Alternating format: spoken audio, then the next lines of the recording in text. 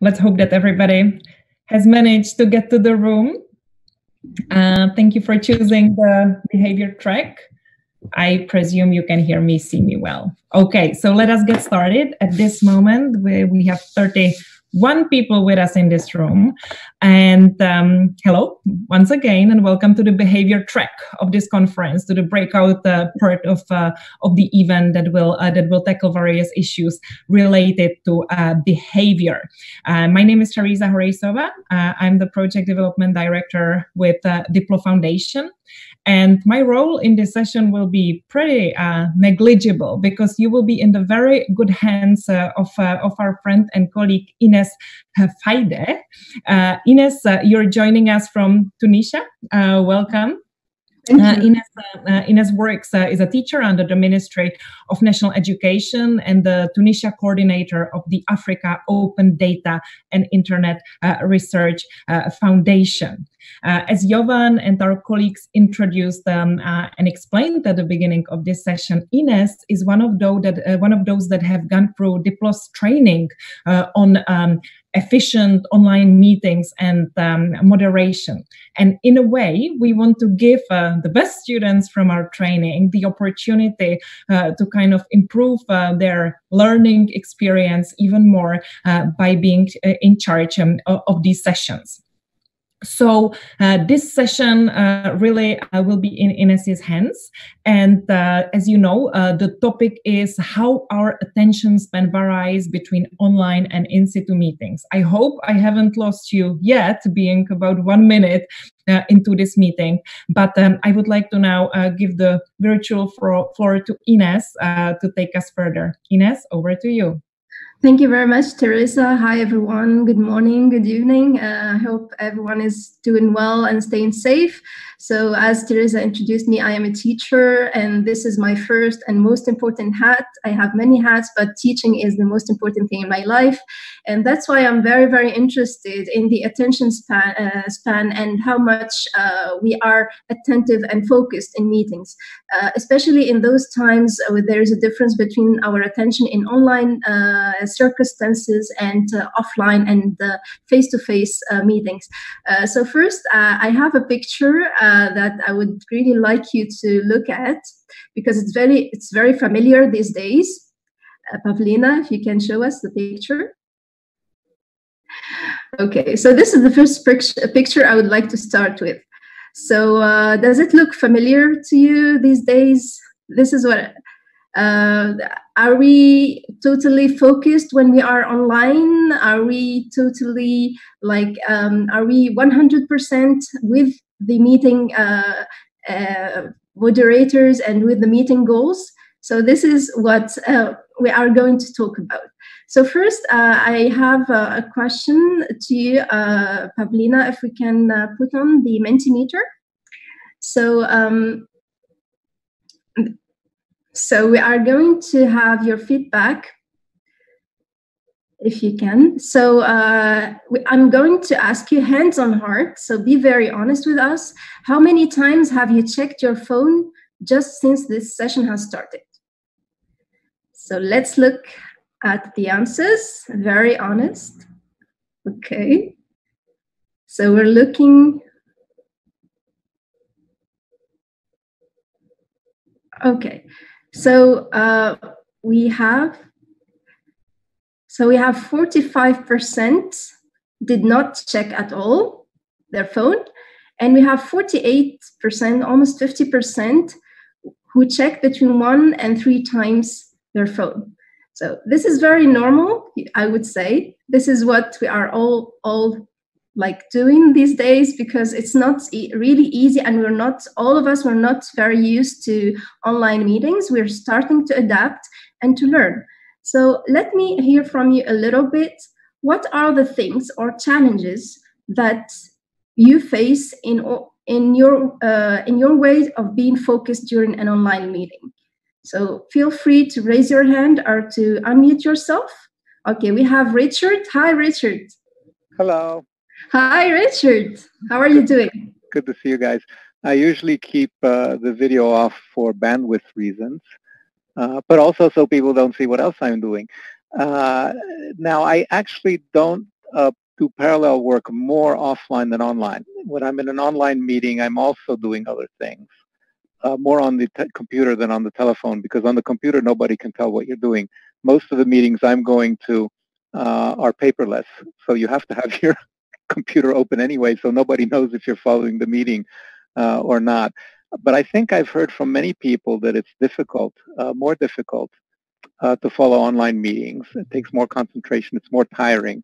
I don't think anybody can go through 8 hours of online meetings, whereas we do that with offline meetings all the time. And I thought of two reasons for that, and I wonder what other people think. This is just a conjecture. I don't have any data for that.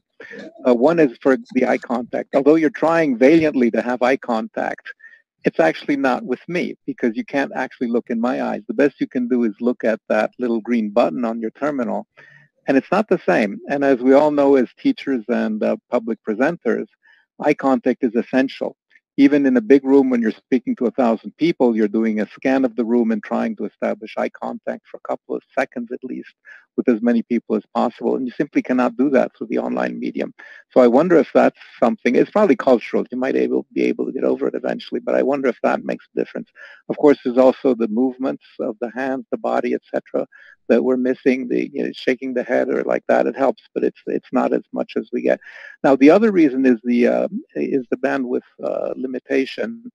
Although the voice quality is pretty good, it still doesn't have the full range of a voice that you get in a live meeting. So even if you're using headphones in a live meeting because of translation or interpretation rather, that's still very high quality connection.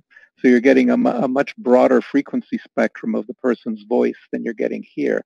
And that's not a problem with the computer or, for example, the headset I'm using, because this is a high quality headset that's good for music. It's actually because Zoom and tools like that are, of course, compressing in order to conserve bandwidth. So the voice is not as rich and doesn't have the same tones. And so there's less redundancy in the voice. Because there's less redundancy in the voice, we have to concentrate harder to follow it. So those are just thoughts that I had. I wonder what other people think. Thanks. Thank you very much, Richard. So if I summarize well, so you mentioned the eye contact and body language, and number two is the bandwidth limitations. Thank you very much, Richard. So can we hear from other colleagues? What are the challenges that you're facing in focusing during online meetings? While we're waiting, a little teaser that many of the issues that Richard has brought up, we will also tackle in some detail in the subsequent session that Mohammed will be leading on body language in online meetings and eye contact as well. Yeah, so It seems that this is definitely of interest. Mm-hmm. Yes, and we have Scott who has his hand up. Go ahead, everyone. Scott. Yes, thank you. Just one thing I've noticed actually between online meetings, because we've had many for work.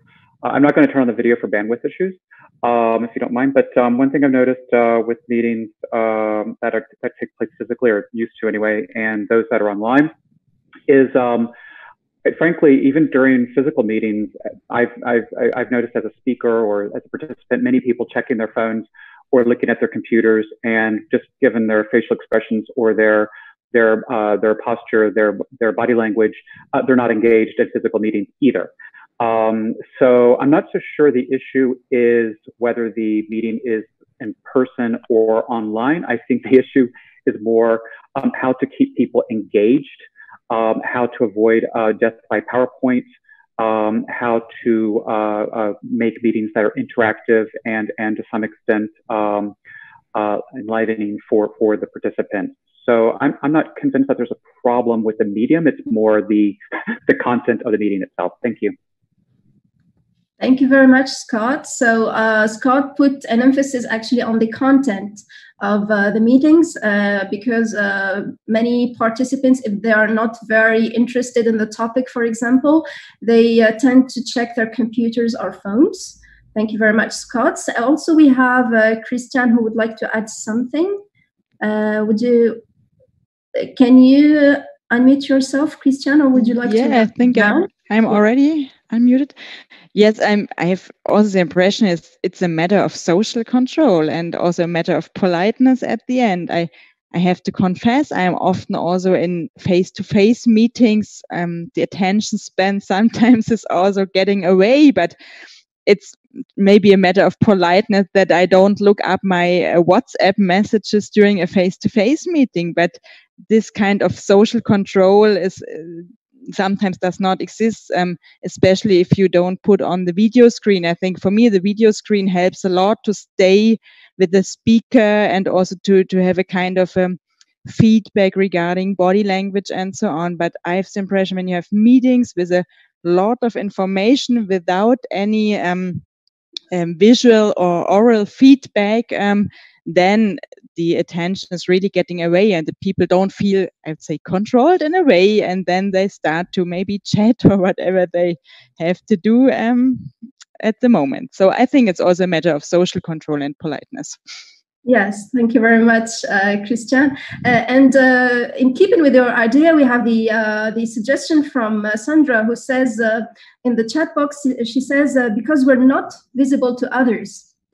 I think this is very interesting, and this brings us to the idea that you mentioned of the video enabling that helps us to be more focused in the meeting. Also, we have a suggestion from Sudhamshu Dahal in the chat box, who says the main challenge is the internet veiling phenomena, which could sometimes be predatory, and other times people, especially students in online teaching, just hide themselves to shield off, to mobilize to other answer questions. So yes, so also we have also another mention of hiding ourselves and not being visible to others. Very interesting indeed, thank you. So Teresa, for the interest of time, we have a picture that we can show. Pavlina, if you can. While we are waiting for that, I have just tried to put down a very few keywords, from this session that we will make sure also to report out. Obviously, attention span has been one of them. Eye contact and attention span also in relation to kind of our politeness, or also the substance. Yeah, it matters how the meeting is planned, what substance we are speaking about. And it may be a challenge in face-to-face as well as online meetings, how we keep our audience with us. And definitely the way we communicate with them, we look in the eyes, or in my green dot, as Richard has mentioned, matters to keep them. Over to you, Ines, to close with explanation on the diagram. Yes, thank you very much. So this diagram of Zoom meeting attention span, which I find very, very funny, but at the same time very realistic. So 2% only of our attention span goes to the actual meeting content, actually. Maybe it's, yeah, but we are adapting, as I said. So most of us are adapting to the new context of online meetings.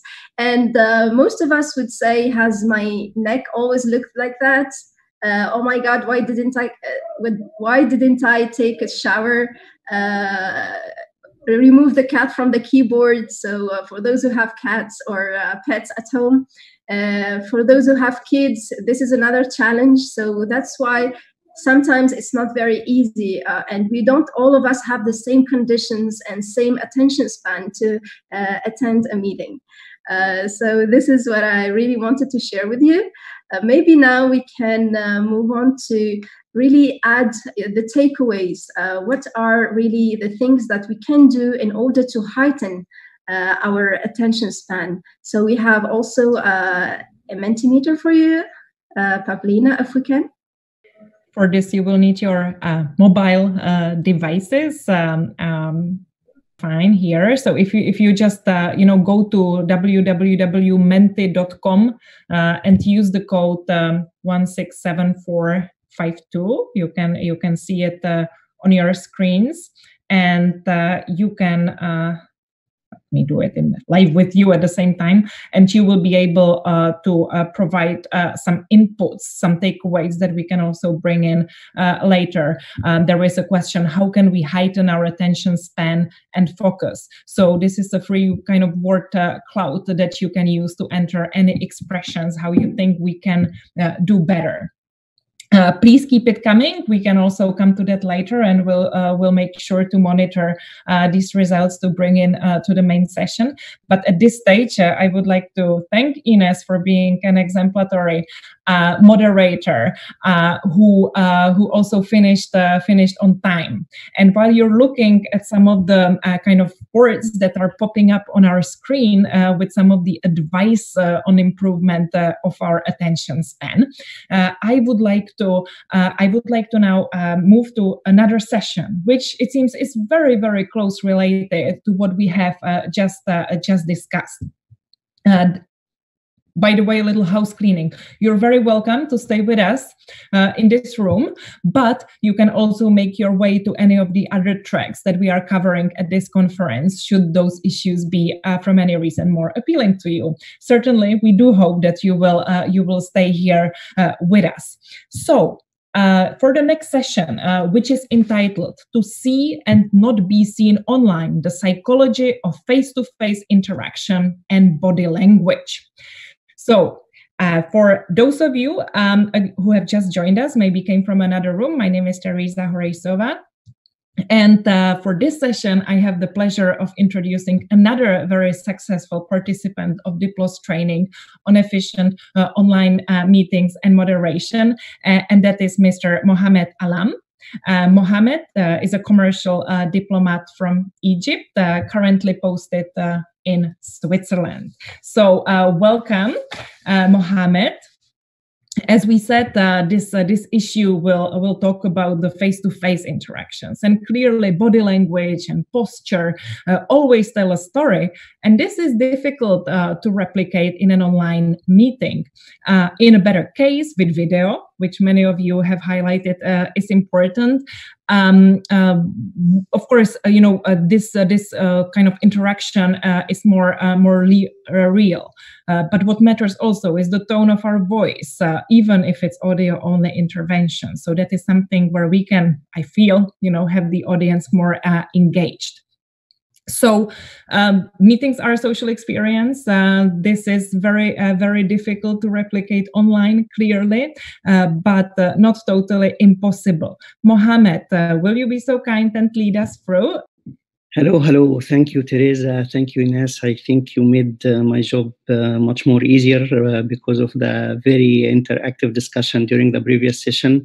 But before I start, good afternoon or good morning or good evening, everyone, based on where you are. I'm happy to share with you, not to moderate, to share with you this very important session. And actually, I think it's very timely, crucial, despite the limited shortage of the time that we have ahead of us in order to have thorough discussions. But more importantly, and I would like to start with thanking you, all of you participants, for the very active engagement and constructive interactions based on the previous discussions, and also in advance towards this very important session as well. The last session ends with the issues related to the attention, and while maybe Pavlina can bring up this sort of slide about the communication and the meaning, which the way that we perceive words or the matters of communication, which one will be the most effective?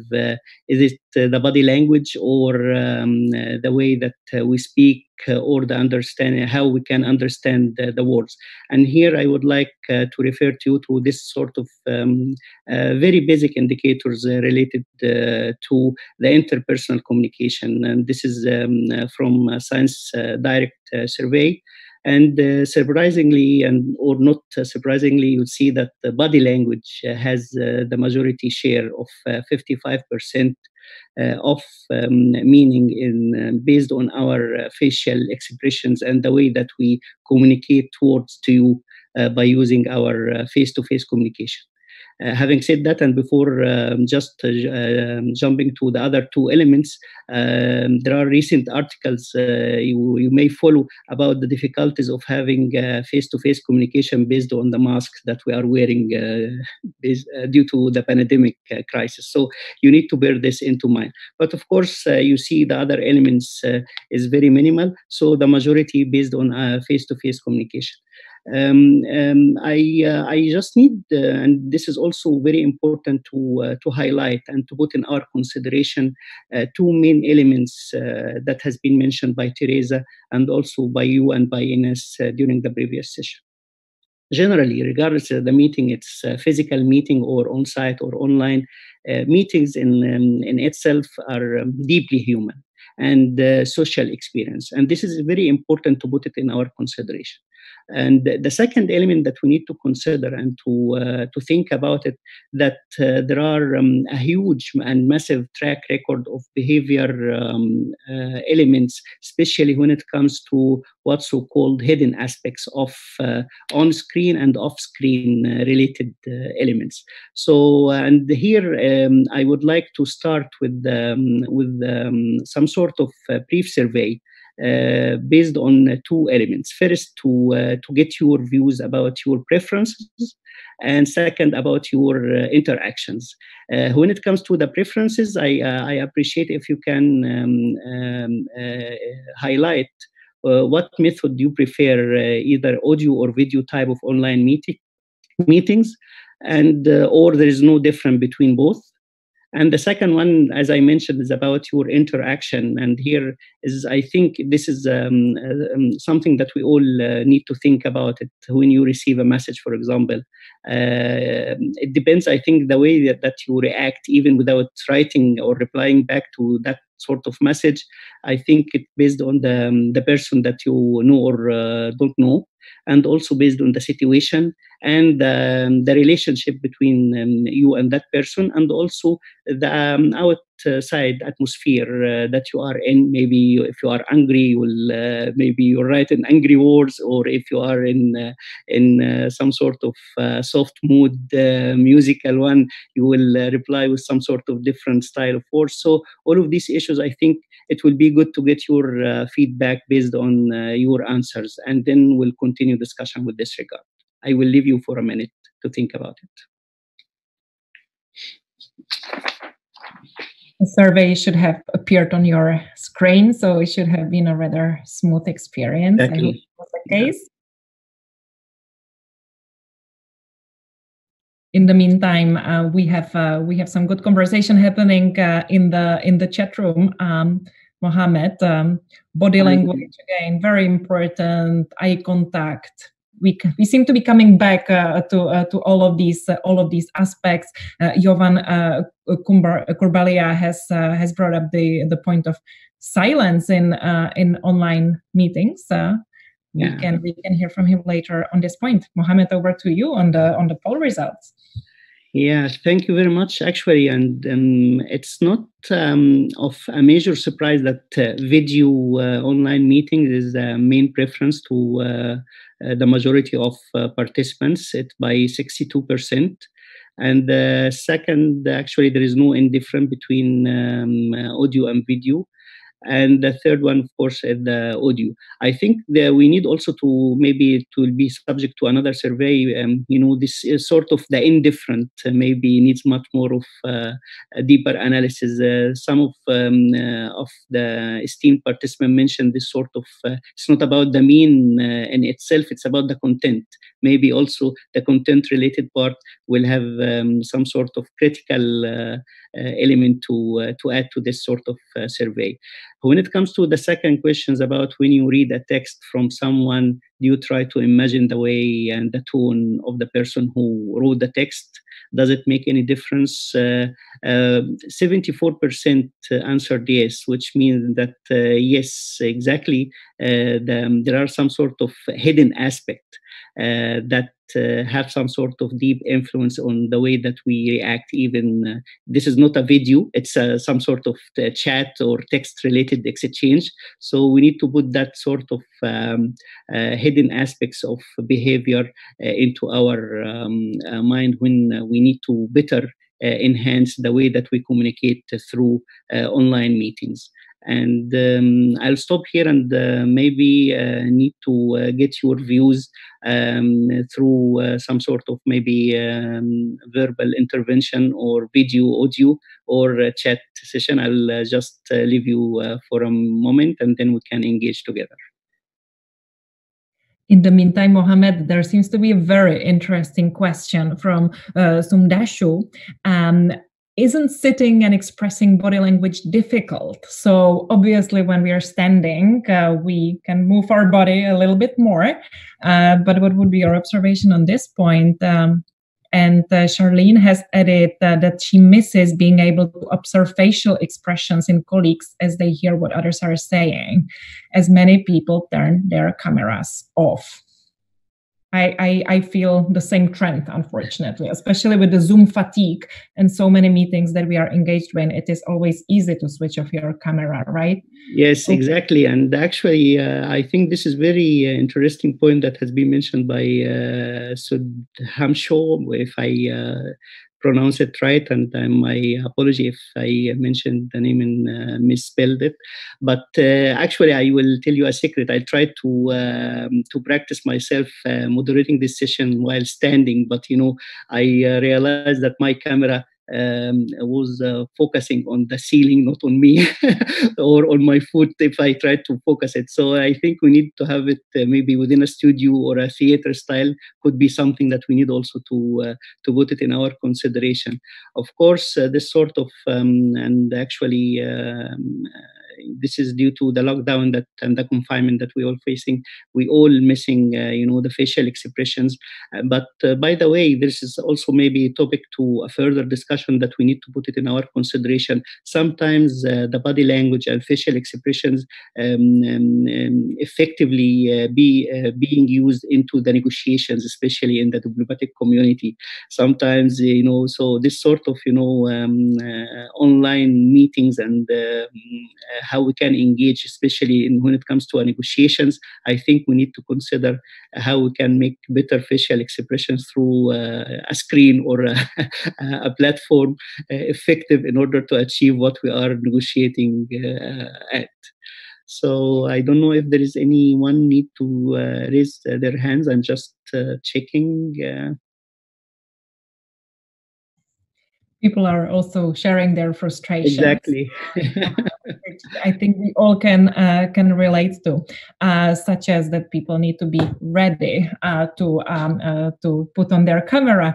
Maybe by default in this new situation that we are in, we should be ready. Yes, like we are ready when we leave our house and have taken our shower and combed our hair.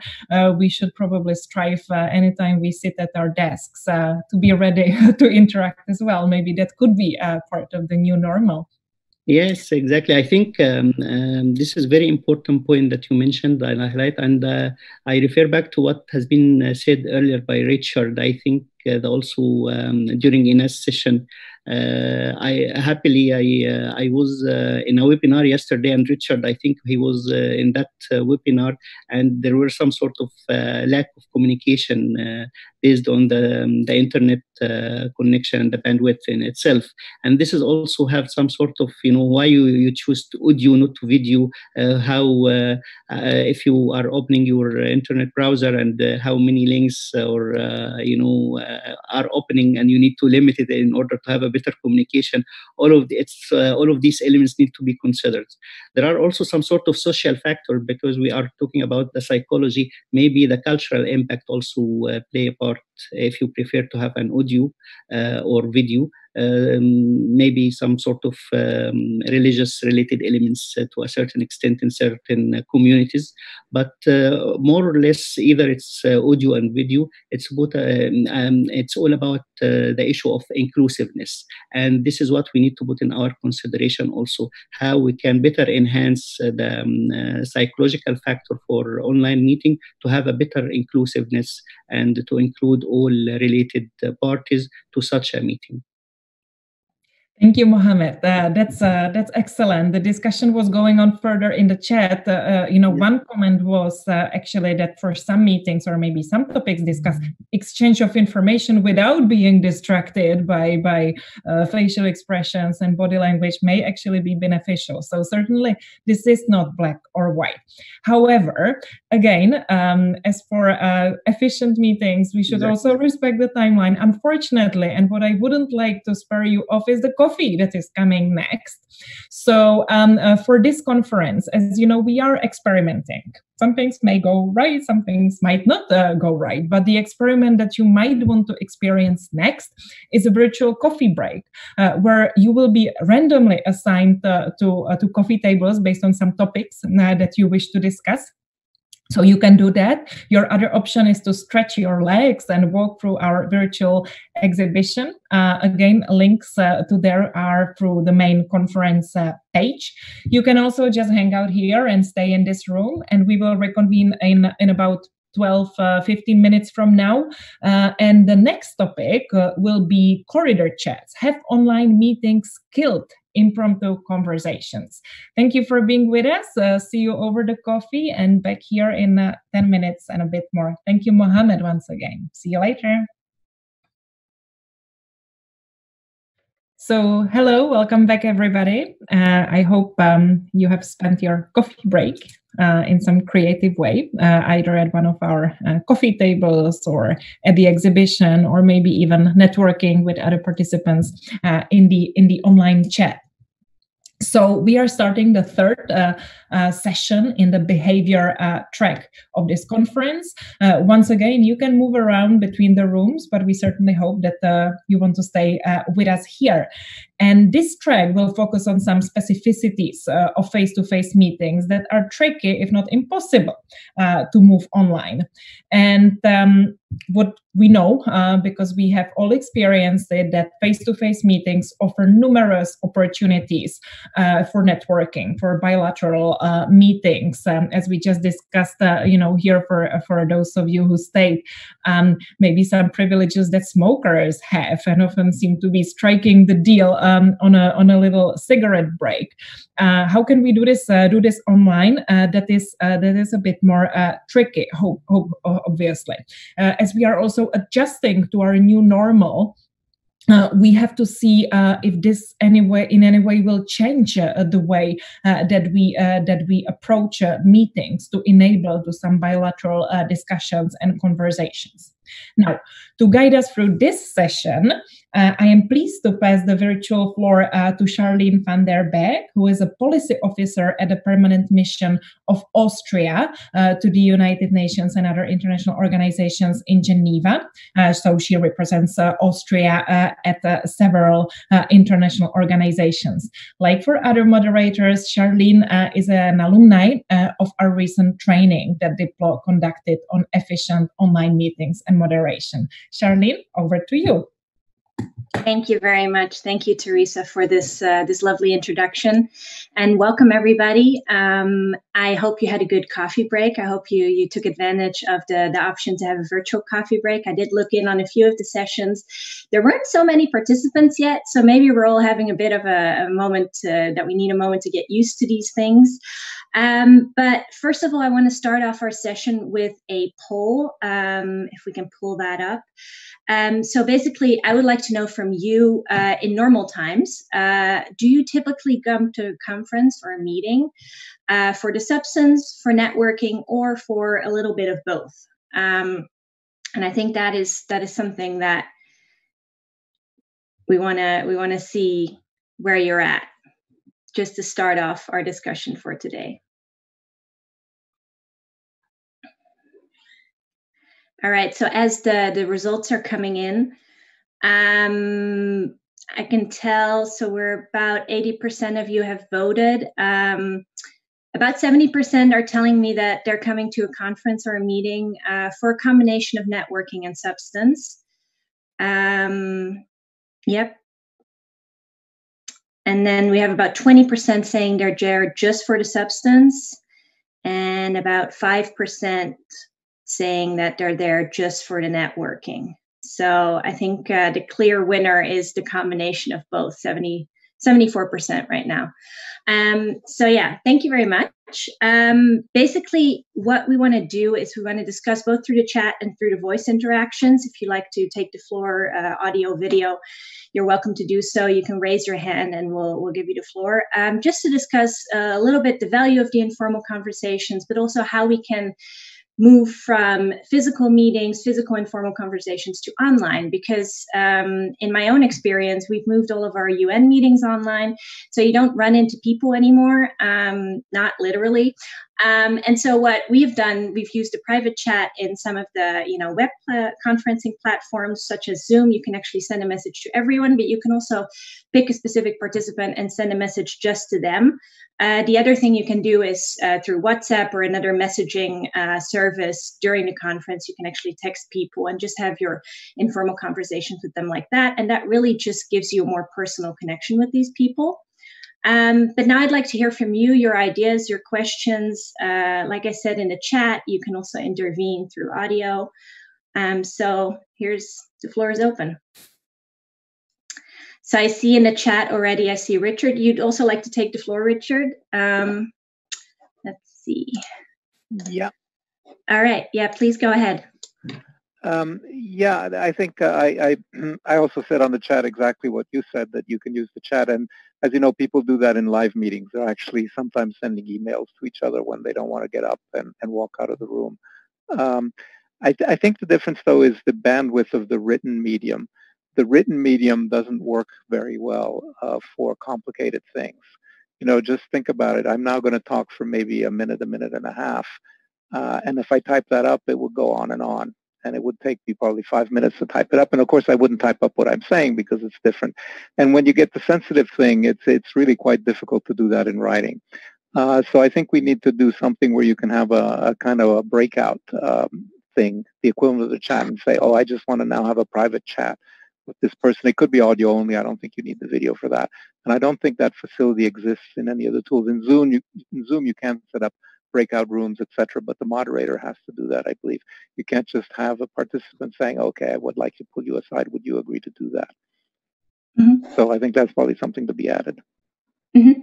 Thank you. Thank you very much. Yeah, no, I actually read in preparation for this session, one of the great ideas would be for a conference or a meeting to have their own platform, an app or website where participants themselves can set up bilateral meetings with each other just to network. And that is something I don't think a lot of conferences are not there yet, but that would be something that we could consider in the future. Thank you. So I also see Enrico. You have the floor. Thank you very much. Indeed, I think my comments follows up a little bit what you just said. In a way, the technologies on the one side they take away the opportunity of this bilateral, but on the other they give, in the sense that we are able to meet hundreds almost of persons on a weekly basis, and so we can bring this conversation offline, so to say, or on a different line, follow up later on. The idea of having a space within the conference where you can have bilateral, it can also be explored. I think it will be very useful. And just to say that we should not forget that it multiplies the content that we have, and we can maybe bring them away from the coffee break, but doing it after or the following day or so. So that is the big advantage for sure. Mm-hmm. Yes, thank you. Thank you very much. No, that's an interesting point. I see in the chat, normally the poll should have popped up for you in the middle of your screen. So I'm sorry it didn't work, but I think for most people it did work so far. And just to maybe add quickly to this, Charlene, we are playing with various functionalities in Zoom. So even sometimes the polls, or when we display things, we are experimenting. So hearing any feedback from you when something doesn't work is certainly something that is useful for us. Yeah, sorry, just a technical intervention. Mm-hmm. Yeah. Yeah. So we've already heard this discussion of having this possibility to have bilateral meetings, going through the chat, going through WhatsApp or other messaging services. I don't know if anyone has any other ideas or anything that they're missing in the current climate, anything they really like in the current, online environment. Maybe there's some benefits to it as well. That would be really interesting to know. Me personally, I really love the fact that I can go from one meeting to the next without having to get up. It's really nice. You can just, move on to the next thing. You can also talk to a lot of people at the same time, which in person wouldn't be possible. If you had the corridor chat with one person, you can't also be chatting with the same person, which through WhatsApp, that's a possibility. Yes, Richard, indeed. So one benefit, people from all over the world can participate. And that is a really good one because I'm stationed in Geneva, so I only meet the people that are there for the meetings. And though they do come from all over the world, you're still, missing some of the participants. And I think if we're moving towards more hybrid meetings and we get ourselves really set up for people participating online, we'll actually be more inclusive in that sense. Yes, indeed. Less traveling from one meeting to another. Yes, there is a disadvantage in walking less. We put on weight. But now that most of us are allowed to go out at least once a day for a walk, I think that's something that we're all keeping up with. Yes, phone calls after the meeting with people. I do find phone calls easier, especially to exchange more information. Like Richard said, typing it up in the chat or in a message can take a lot more time, whereas speaking to someone more personally over a phone call can be a lot easier. Let's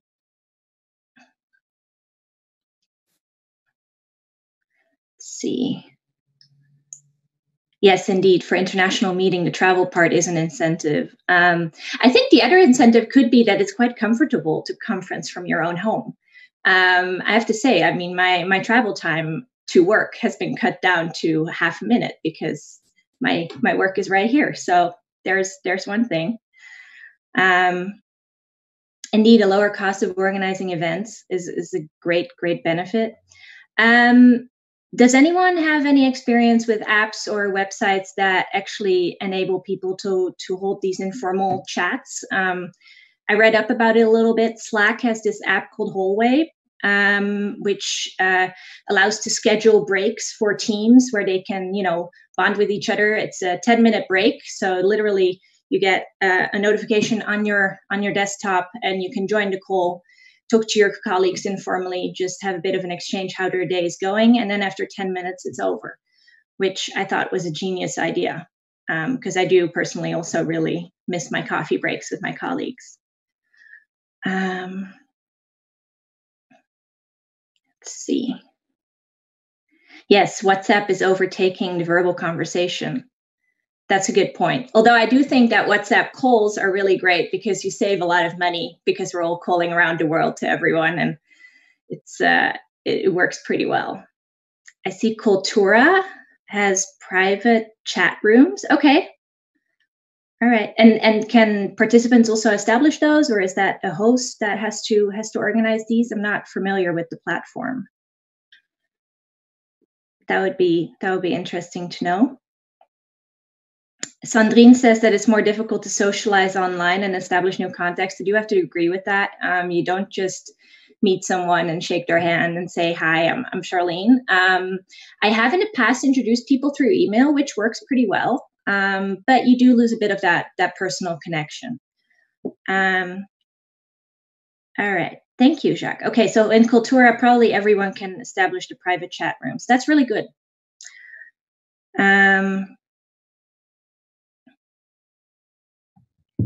All right. So I think we're gonna start wrapping up our session actually, because our next session starts in about a minute and a half. So I think we're gonna go back to Teresa and wrap it up here. Thank you. Thank you, Charlene, very much for guiding us through this. One personal observation on one of the last points that we brought up here also from me is on the socializing. Yes, and these networking aspects. So what I personally find quite easy is to kind of maintain my contacts and network through the online tools. So it's easy when you know the people from the previous life when we interacted face to face, but it's obviously a little bit more tricky to network and socialize with people that you don't yet know, because the online environment always gives a little bit different perception and so on. So it kind of all again boils down to some of the issues that we discussed in the previous issues, including connecting to how distracted we are, how we communicate through the nonverbal means, and so on and so forth. But otherwise, some excellent points at this session as well. Clearly, also from our poll, it became clear that none of us come to a meeting for just the substance, or rarely, not none of us, I would exaggerate, but really the majority do consider the networking element of being absolutely crucial. Now, we are at the end of this session. You have a choice to stay with us for the very last session in this track, which will deal with e-politeness. But you can also decide to leave this room and move to any other track that we are covering in this conference. Once again, you can see the overview of the rooms on the main conference page. So at this stage, thank you very much, Charlene. And this session on e-politeness will kind of help us understand some issues that especially moderators have to deal with. And even in our track, we have come across a few little technicalities that kind of required us all to improvise a little bit. How do you handle issues such as long speeches, tag glitches, other interruptions, and similar nightmares of every moderator? We will also look into very crucial questions such as whether do different protocols for politeness apply online as they do offline. How do we deal with a speaker who maybe becomes verbally aggressive? This unfortunately does not happen here, but of course may happen. So to guide us through these and similar questions, I have the great pleasure to pass the virtual floor to Christian Herr. Christian is from the Federal Department of Foreign Affairs of Switzerland, and this session is now in your hands, Christian. Over to you. Thank you very much for your warm introduction, and welcome from my side. I hope you're still with us. I'm maybe not a typical person here in this setting. I'm an HR person. I'm responsible for leadership development at the Department of Foreign Affairs. And so I'm very interested in the topic of politeness or impoliteness, because I'm doing a lot of leadership workshops, and I'm doing a lot of team developments with people having also a very strong opinion what's correct or not, or if I'm doing a good job or not. And so I know that from face-to-face meetings and workshops that people tend to display also when they are annoyed or bored, or as they speak a lot. And now I'm interested to share your experiences now. So is it different face-to-face meetings or online meetings regarding politeness rules? And second question we'd like to discuss together is, what can we do if people are maybe talking too much or interrupting all the time, or are very aggressive in the chat, for example? So we'd like to start first also with a poll or a Mentimeter. It's maybe the first question is, I'm interested, what is your experience? Is face-to-face similar regarding politeness or not? So do you perceive a huge difference between online meetings and face-to-face meetings regarding impoliteness or difficult participants? Maybe we could also call it this way. So just vote so that we can see and discuss a little bit the experiences we are making right now. So it's kind of a Swiss voting at the end, somewhat similar. So maybe kind of a Swiss compromise. No, I'm just kidding. So most of you, so maybe we can, I don't know if all of you can see now the results. Most of you said it's somewhat similar. No one said it's not similar at all, and just 16% said it's very similar, or that there's a, it's very similar face-to-face and online meetings.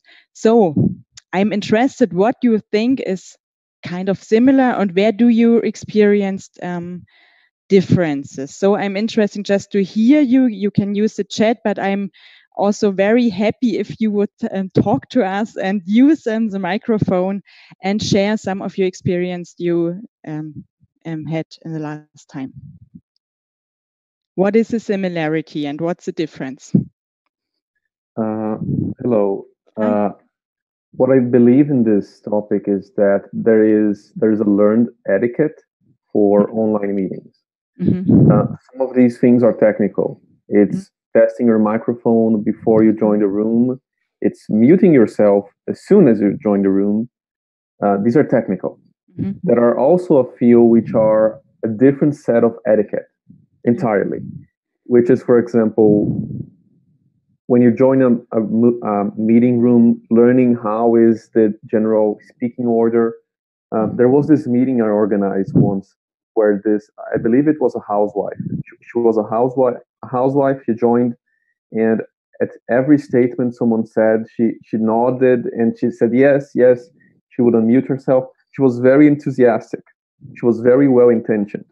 That was not the correct etiquette, but she was a very sweet person. So it's just a different set of etiquettes, I think. Okay, thank you very much. So I'm looking into the chat. Mute button is helpful. So we can maybe we can talk about that in the next 5 minutes. So what can we do? So mute button we can already use as an option. But first, I'd like to know other experience. So what is the difference between face-to-face and online meetings regarding politeness, rules, or etiquette? So what anyone who wants to share an experience he or she had? If I may, actually, what is quite fascinating to me, it's much easier to jump into other speech in online meetings. Why? Because again, we miss the elements of the body language. Usually, if you were sitting next to me, you could see I maybe start moving on my chair. I start opening my mouth. This is much more difficult online. Yeah, so very often we experience that people jump into what the others are saying. Again, there is a solution for that, and that's the raise hand button that we all can use to kind of indicate, yes, I want to speak. That's just an observation I've made. Mm-hmm. Okay, thank you, Teresa. Other experiences regarding, so maybe, or we can also come to the next question. So I'm interested, what are your most painful experiences in online meetings regarding impoliteness? Anyone has anything to add? So yes, we can. So we'd like to talk now about concrete examples, because I think it's very helpful to discuss concrete examples in order to find a solution, what we can do, or to brainstorm different kinds of solution. So I'm not so sure the Menti. Yes, it's yeah, but the Menti is about maybe what can we do. I would love to share some more examples. Maybe I'm really interested before we do the Mentimeter. What are your most striking experiences regarding politeness? Has someone experienced very strange things during online meetings? So is it what's the most? So I'm looking. Okay, so talking in the wrong meeting, I see in the chat box. Okay. Then jumping into the conversation, that's maybe something that's happening more often sometimes. children's or pets. So yes, it's things I experienced as well during leadership seminars, taking place online, that babies crying in the background. It's maybe not a matter of politeness, it's more a matter of a difficult online meeting, interruptions, you said. And did you experience, I'm really interested, rough behavior or very hard feedback? Because I experience in our HR world that the people talk less online. It's very interesting. In an offline meeting and face-to-face, I get a lot of feedbacks like, oh, that's not interesting. I want to challenge you. I don't believe you. And I experienced in online meetings that I was talking a lot, but didn't get any clear feedback. And I'm wondering, is it an HR problem that the people are maybe too shy to experience it online?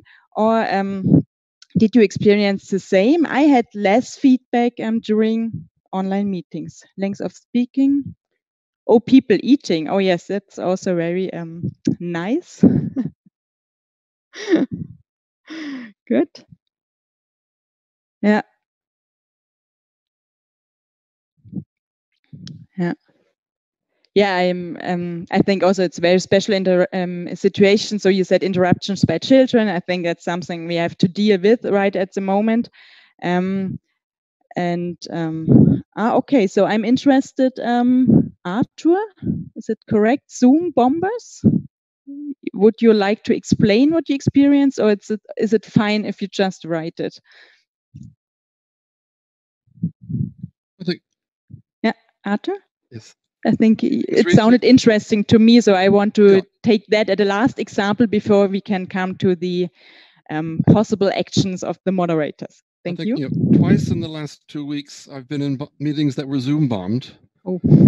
And suddenly do things, totally inappropriate things in the middle of the meeting. Okay. One was actually a discussion at the United Nations to prepare for the 5th anniversary. But also we've had a problem, because I work a lot in the environmental area, with people who are climate deniers joining a meeting so they can try and disrupt it and deny the truth of what you're saying. So it's sort of intentional efforts, which are very difficult to control in those circumstances. Okay, thank you. Thank you, Arthur. So we heard a lot of different things. So I think the most common problem is maybe people talking too much or too long and just don't keep the time. And then there seems to be very special cases like interruption by children, cats, whatever, or even more in a more aggressive way by as you explained, Arthur.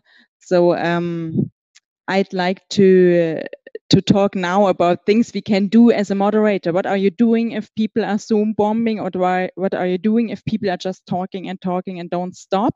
So let's come to the Mentimeter. So maybe Pavlina, if you can see the Menti, maybe it was already active.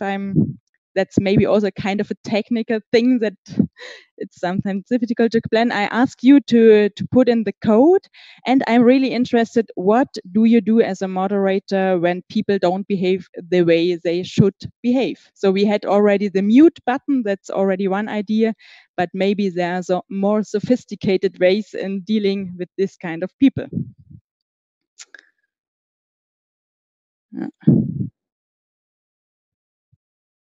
Okay, so Mentimeter, I hope it's working. So it's kind of a word cloud we are preparing. So one idea is, of course, I think it's always a good idea to explain. And sometimes it can be helpful to contact the person in private. So, for example, use another chat or another media to talk to this person.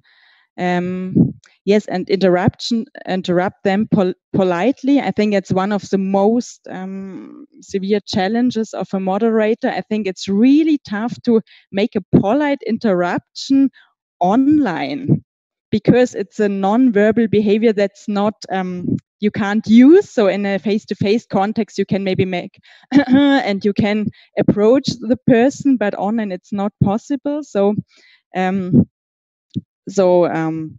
of course it's important.